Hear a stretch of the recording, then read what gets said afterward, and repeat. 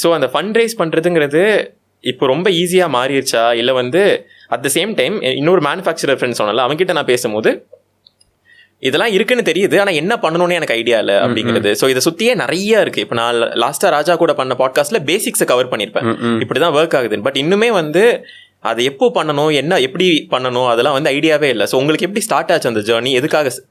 Fund ரைசிங்கிறது வந்து என்னங்கிறது வந்து ரொம்ப சிம்பிளாக ஒரு வார்த்தையில் சொல்கிறேன். It is your selling a part of your company to someone. You're not getting free money. உங்கள் கம்பெனி 100 ரூபான்னு ஒரு வேல்யூ டிட்டர்மைன் பண்ணிவிட்டு நீங்கள் அது 20 ரூபாய்க்கு 20 ரூபா அவங்ககிட்ட இருந்து வாங்குறீங்கன்னா அது 20% ஆஃப் த கம்பெனி நீங்கள் கொடுத்துருக்கீங்க. So you are selling a piece of your own company, which means நாளைக்கு அதுலேருந்து வரக்கூடிய க்ரோத் எல்லாமே வந்து you are sharing with someone. So it's not free money. Sometimes வந்து it's nice to see outside that fund raise பண்ணிட்டாங்கன்ட்டு. இப்போ rather உங்கள்கிட்ட ஒரு சொத்து இருக்குது, 10 ஏக்கர் இருக்குது, 2 ஏக்கர் விற்கிறீங்க. இது செலிபிரிட்டி நியூஸாக வெளில பார்ப்பாங்களா? இப்போ அவன் கஷ்டத்தில் இருக்கான், பணம் இல்லைன்னு சொல்லிட்டு சொத்தை விற்றுட்டான், அப்படி தானே பார்ப்பாங்க. ஃபண்ட் ரைசிங் அதுதானே. நீங்கள் கஷ்டத்தில் இல்லை, நீங்கள் என்ன நினைக்கிறீங்க, எங்கிட்ட பணம் இல்லை, பட் ரேதர் நான் ஒரு சொத்தை விற்று அதில் 20 ரூபா எடுத்து அதை நான் திருப்பி கம்பெனிக்குள்ளே போட்டு அது மூலிமா நான் ஒரு 10 பேர்த்த வேலைக்கு எடுத்து அது மூலிமா நான் ஒரு 100 பொருள் விற்றுருக்க இடத்துல வந்து 200 பொருள் 300 பொருள் தயாரித்து மார்க்கெட்டிங்குள்ள அதிக செலவு பண்ணி நான் அதை விற்றேன்னா என் லாபம் வந்து கொஞ்சம் கொஞ்சமாக வளர்றதுக்கு பதிலாக ஃபாஸ்ட்டாக வளரும்.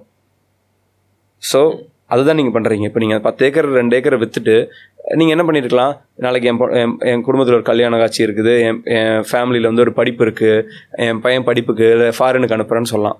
நாளைக்கு அந்த பையன் போய் படிச்சுட்டு பெருசாக வந்து இன்னும் கொஞ்சம் நிறைய சொத்து வாங்கலாமா இருக்கலாம்.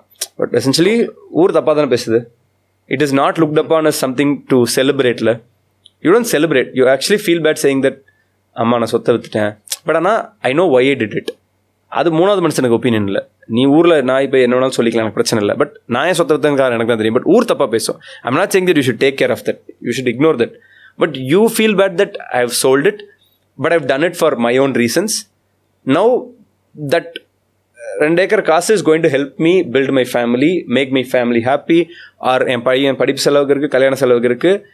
Now I am glad I did it அப்படிங்கிற மைண்ட் ஸ்பேஸ்க்கு தான் நீங்கள் வருவீங்க. Same thing is with fund raising.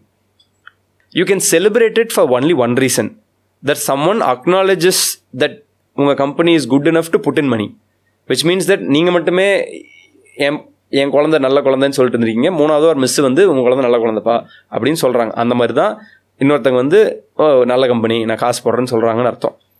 அதுக்கு நீங்கள் செலிப்ரேட் பண்ணிக்கலாம், அப்பாடா ஃபைனலி சம் வேலிடேஷன் எனக்கு கிடச்சிருக்குப்பா, என்ன நம்பி இன்னொருத்தன் காசு போடுறான்ப்பா. But beyond this there is no news to celebrate, because you are selling a piece of your company take in money.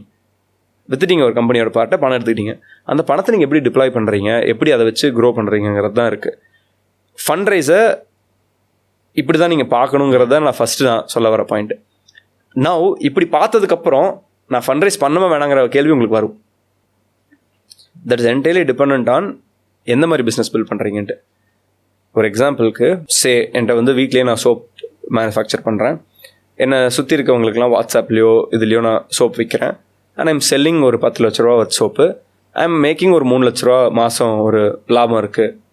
And great, நான் வருஷம் 1.2 crores, வருஷம் 30 லட்ச ரூபா நான் சம்பாதிக்கிறேன். அதில் 10 லட்ச ரூபா டேக்ஸ் கட்டுறேன், 20 லட்ச ரூபா எனக்கு நெட்டாக வந்து வருது. என் எஃபர்ட்டுக்கு இதெல்லாமே எனக்கு ஓகே ஹாப்பி அப்படின்னு இருந்தீங்கன்னா you need not raise money. எப்போ நீங்கள் ரைஸ் பண்ணுறீங்கன்னா எனக்கு மாதம் 10 லட்ச ரூபா பார்த்தா மாதம் 1 கோடி வேணும். அப்போ என்ன பண்ணுவீங்க, உங்களுக்கு அந்த ஃபேக்ட்ரி பெருசு பண்ணுறதுக்கு உங்களுக்கு இது இருக்காது. நீங்கள் ஒருத்தரே சோப்பு தயாரித்து கட் பண்ணி பேக் பண்ணி விற்க முடியாது, அதுக்கெல்லாம் மேன் பவர் எடுக்கணும். அண்ட் இதுக்கு பிராண்டிங்னு ஒன்று போடுவீங்க, அதுக்கு ஒரு மார்க்கெட்டிங்னு ஒன்று பண்ணுவீங்க. உங்கள் சோப்பை நீங்கள் சென்னையில் இருக்கீங்கன்னா சென்னையை தாண்டி வந்து பக்கத்தில் இருக்க வேலூர் திருவண்ணாமலை எல்லா இடத்துலையும் விற்கணும்னு நினைப்பீங்க. இதுக்கெல்லாம் மார்க்கெட்டிங் பண்ணுறதுக்கு என்ன வேணும், காசு வேணும். அந்த காசு ஒன்று உங்களுக்கே சொந்தமாக பணம் இருந்துச்சுன்னா நீங்களே போட்டுக்கலாம்.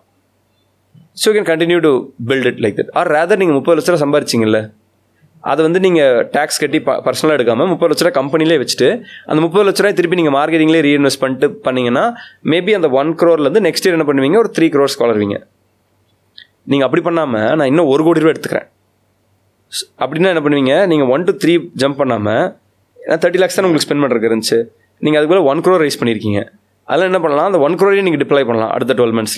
ஸோ நீங்கள் 1 to 3 crore ஆகாமல் 1 to 9 crores ஆகிறீங்க. ஓகே, இந்த எக்ஸ்பொனென்ஷியல் ஜம்புக்கு தான் உங்களுக்கு பணம் தேவைப்படுது. Now it is basically your choice. 30 லட்ச ரூபா வச்சுட்டு can I continue to run it and grow it in my pace is a சாய்ஸே. No I'll take 1 crore but I'll grow from 1 crore to 9 crore is also your choice. The first choice comes with no baggages. You do it, you don't do it, no one cares. It's your baby. நல்லா வளர்த்துறது உங்கள் இஷ்டம்.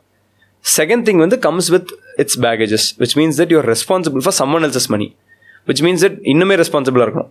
ஏன்னா உங்கள் காசு இன்னொருத்தர் காசு போனாலும் என்டையராக போச்சு தான் விசிஸ் know that, but still it's a moral responsibility that's sitting on the back of your shoulder. It's a heavy weight that you're carrying and there's expectation. நீங்கள் 1லேருந்து 3 போகிறீங்க, போக முடியல, 2.5 தான் 2 தான் போகிறீங்க, no one cares. பட் நீங்கள் இந்த 1லேருந்து 9 போகிறேன்னு சொல்லிட்டு காசு வாங்கிட்டீங்க, 1லேருந்து 6 தான் போயிருக்கீங்க, எவ்ரி ஒன் கேர்ஸ். நீ இவ்வளோ பண்ணுறேன்னு சொன்ன ஏன்பா பண்ணல, தட் எக்ஸ்பெக்டேஷன் வரும். Which is why I sort of put this analogy. First thing வந்து நீங்கள் நடக்கிறது உங்கள் ஸ்பீடில் நீங்கள் நடந்துட்டு போயிட்டே இருக்கலாம். நீங்கள் ஒரு நாள் டயர்டாக இருக்குன்னா படுத்துக்கலாம், நடக்காமல் இருக்கலாம், எல்லாம் பண்ணலாம். இன்னொன்று வந்து ட்ரெட்மில் ஏறிட்டீங்க, ஸ்பீடு நீங்கள் செட் பண்ணல, இன்னொருத்தர் செட் பண்ணுறாரு, உங்களுக்கு பிடிக்குதோ பிடிக்கலையோ ஓடி தான் ஆகணும் அந்த ட்ரெட்மில்ல. That's raising capital. So these are basically 2 choices that every entrepreneur has. You have to take what works for you. But the reality is, choice A வந்து பார்த்தீங்கன்னா it's a lesser risk. It could still be rewarding.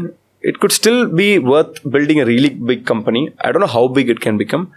But if you're trying to build a really large company in a really short span of time, option B is your route.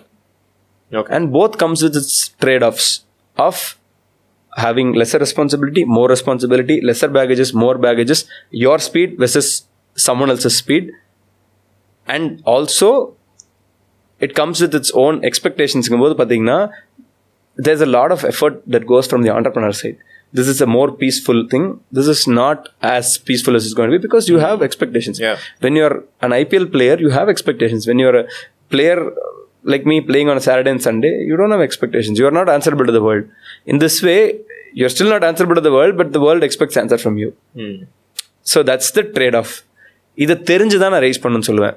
இது இன்னொருத்தரோட personal choice. There is no right and wrong answer. If you are not built for option B, don't take. Okay.